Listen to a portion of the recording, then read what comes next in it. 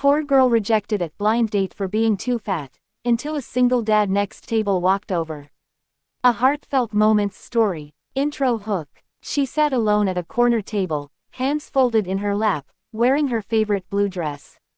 She had spent 2 hours getting ready, curling her hair, picking out earrings, practicing her smile in the mirror. Tonight was supposed to be a fresh start. Tonight was supposed to be the night everything changed. It wasn't. And what happened next? Right there in that busy restaurant, in front of strangers who had no reason to care, is the kind of story that reminds you why human kindness still matters more than anything in this world. Subscribe call out. Before we go any further, if you believe in the power of kindness and love stories that restore your faith in people, you're in the right place. Welcome to Heartfelt Moments. Please subscribe, hit that like button, and drop a comment below telling us about a time someone's kindness changed your day. We read every single one. Now, let's get into this story. Main story. Her name was Maya. She was 32 years old, a nurse who worked long shifts at the local hospital, and a woman who had spent most of her adult life putting everyone else first. She was warm, funny, and deeply kind, the kind of person who remembered her patients' birthdays and bought coffee for coworkers who looked like they were having a rough morning. She gave love freely, but lately, she had been struggling to believe she deserved it back.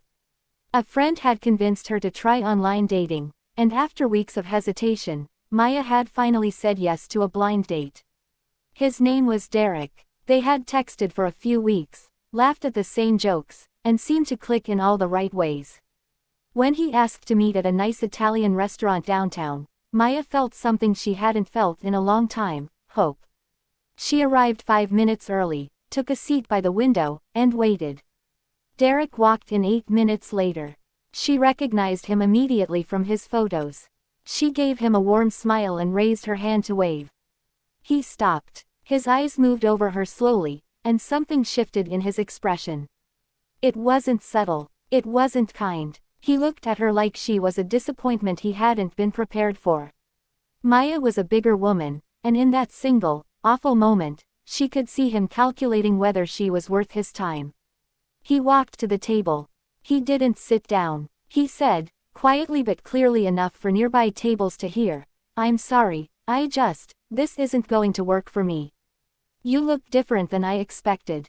And then Derek turned around and walked back out the door. The restaurant seemed to go silent, even though it didn't. The conversations around her kept going, the plates kept arriving, the candles kept flickering.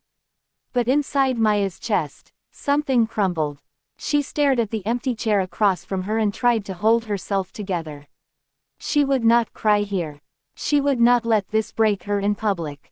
She reached for the menu, just to have something to do with her hands, and tried to steady her breathing. That's when she heard the scrape of a chair.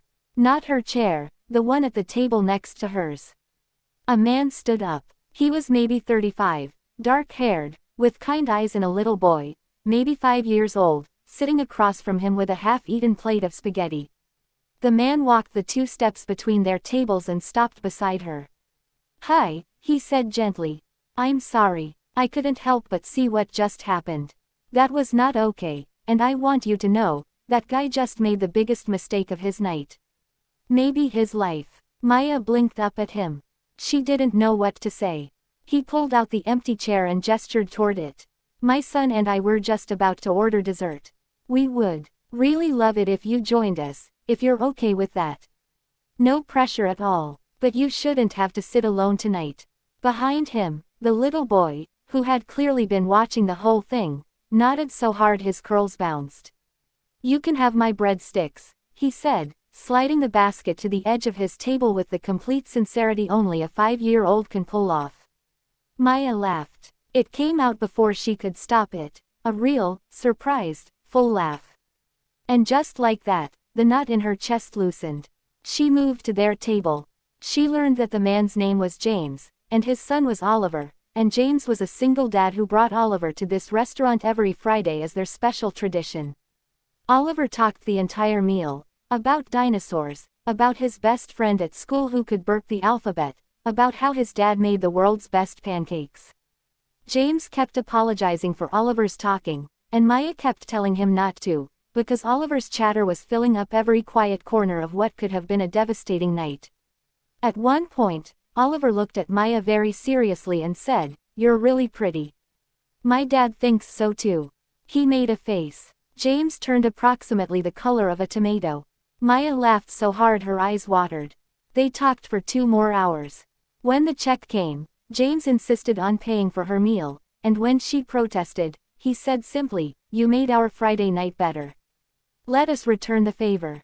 When they finally said goodnight on the sidewalk outside, Oliver gave her a hug around her waist without being asked, and James smiled at her, a real, unhurried smile, and said he hoped they'd see her again. They did. 3 months later, Maya and James were going on regular dinners, all 3 of them.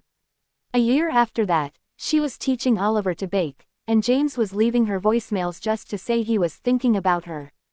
The relationship that grew from that night was built on the most solid foundation 2 people can share: genuine kindness, offered without expectation, at exactly the right moment. Closing. Maya often thinks back to that Friday night. She thinks about how close she came to letting Derek's cruelty define her. She thinks about how easily James could have stayed in his seat, minded his own business, and let her sit alone. He didn't have to say a word. But he chose kindness, loudly, openly, and without hesitation, and that choice changed everything. Here's what this story teaches us. You never know when the person sitting at the next table is fighting a battle you can't see. You never know when one small act of reaching out, one offered chair, one shared basket of breadsticks, one moment of seeing someone who feels invisible, might rewrite the rest of their story. Kindness costs nothing, but to the person on the receiving end, it can mean everything. So the next time you see someone sitting alone and struggling, don't look away. Be the James at the next table. Be the Oliver with the breadsticks. The world always has room for more of that. Thank you for watching Heartfelt Moments. If this story moved you, please share it with someone who needs a reminder that good people are still out there. Don't forget to subscribe, and we'll see you in the next one.